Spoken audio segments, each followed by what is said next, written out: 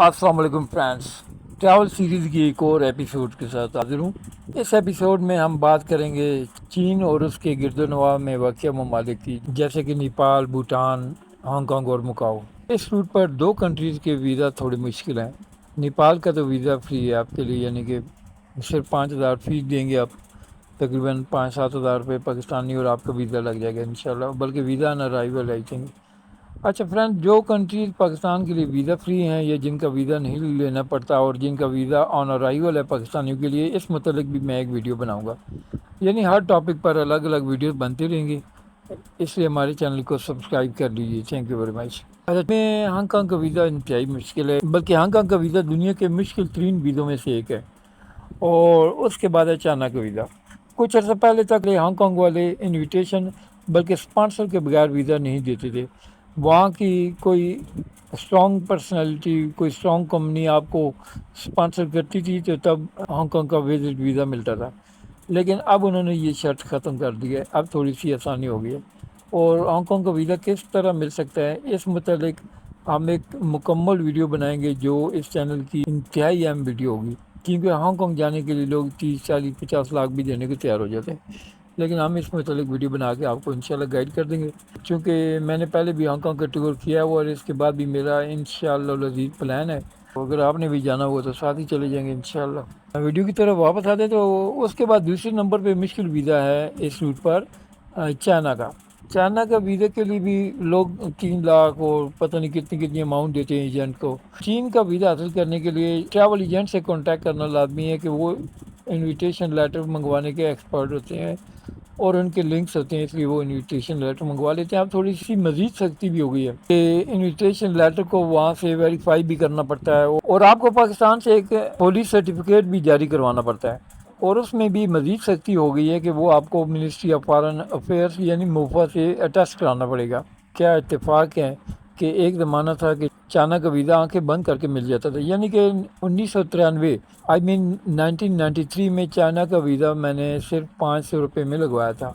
میں نے ایجنٹ کو پاسپورٹ اور 500 روپے دیے تھے، اس نے مجھے ویزا لگوا کر دے دیا تھا، آئی تھنک 3 دن میں یا 1 ہفتے میں، یہ مجھے یاد نہیں۔ اب یہ بڑا مشکل ہو چکا ہے۔ ہاں، چائنا بعد میں گیا تھا 2019 میں، لیکن ہانگ کانگ سے گیا تھا، وہاں سے مجھے بڑا ایزیلی ویزا مل گیا تھا۔ وہ بھی ہمارے باس جنہوں نے مجھے ہانگ کانگ کا ویزا اسپانسر کیا تھا، انہی نے مجھے لگوا دیا تھا، اس کی پیمنٹ بھی انہوں نے خود اپنے پاس سے کر دی تھی۔ زندگی میں نے ان سے زیادہ عظیم انسان نہیں دیکھا، یہ ریئلی گریٹ، اور یہ سروس عرصہ دراز سے جاری ہے۔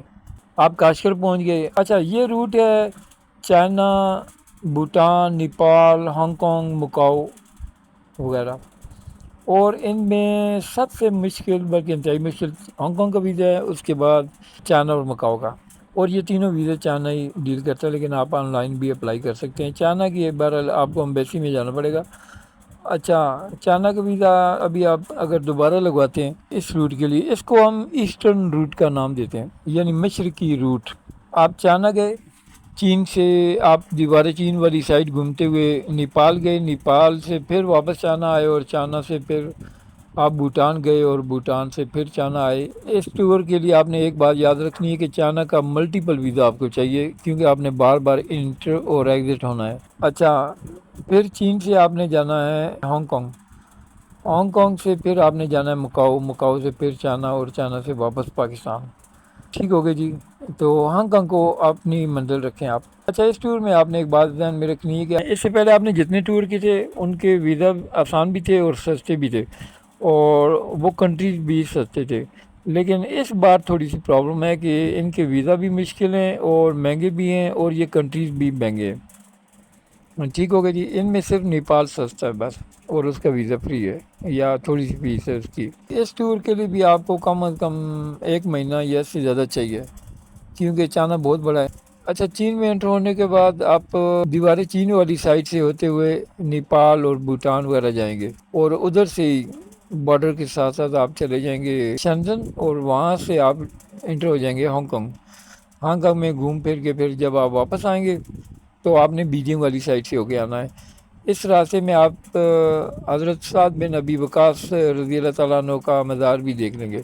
یہ ایک بہت بڑے صحابی ہیں جو سعودی عرب سے چین تک دعوت و تبلیغ کے سلسلے میں گئے تھے، اللہ رسول کا پیغام پہنچانے کے لیے وہاں گئے تھے۔ کتنے خوش نصیب لوگ ہیں اللہ کا پیغام لے کر اتنی دور چلے گئے تھے۔ حالانکہ آج کے دور میں کراکرم ہائی وے اور خنجراب پاس کو کراس کرنا بڑا مشکل ہے۔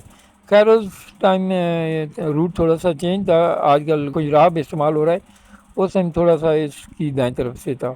اچھا، تاجکستان جو سینٹرل ایشیا والا روٹ ہے اس کے لیے ایک چیز میں عرض کرتا چلوں کہ چند سال بعد آپ بائی روڈ بھی جا سکیں گے، کیونکہ ادھر سے ایک سی پیک کا روٹ بن رہا ہے چترال کرومبر جھیل کے پاس سے، وہاں سے آپ انشاءاللہ واخان کی جو پٹی ہے وہاں سے آپ افغانستان کے علاقے واخان میں داخل ہوں گے، جو چھوٹی سی پٹی ہے 10-15 کلومیٹر کی، اسے کراس کر کے آپ تاجکستان میں داخل ہو جائیں گے انشاءاللہ۔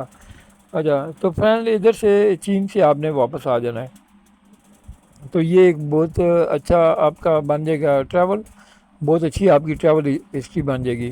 اس کے بعد ہم بات کریں گے یورپ سائڈ کی، اور اگلی ایپیسوڈ میں ہم آپ کو بتائیں گے انشاءاللہ العزیز کہ آپ ترکی، بلغاریہ، یونان، البانیہ اور رومانیہ کیسے جا سکتے ہیں، اور البانیہ، میسیڈونیا۔ اگلی ایپیسوڈ میں ہم آپ کو بتائیں گے کہ آپ ایران سے ترکی، بلغاریہ، رومانیہ، البانیہ، میسیڈونیا، کروشیا، بوسنیا اور دیگر ممالک میں کیسے جا سکتے ہیں۔ اس کے بعد آخری ایپیسوڈ میں ہم آپ کو یہ بتائیں گے آپ جرمنی، سوئٹزرلینڈ وغیرہ کس طرح جا سکتے ہیں۔ اس طرح کی بہت ہی کارآمد اور انٹرسٹنگ ویڈیوز کے لیے ہمارے چینل کو سبسکرائب کر لیجئے۔ تھینک یو ویری مچ، اپنا خیال رکھیے گا، اللہ حافظ۔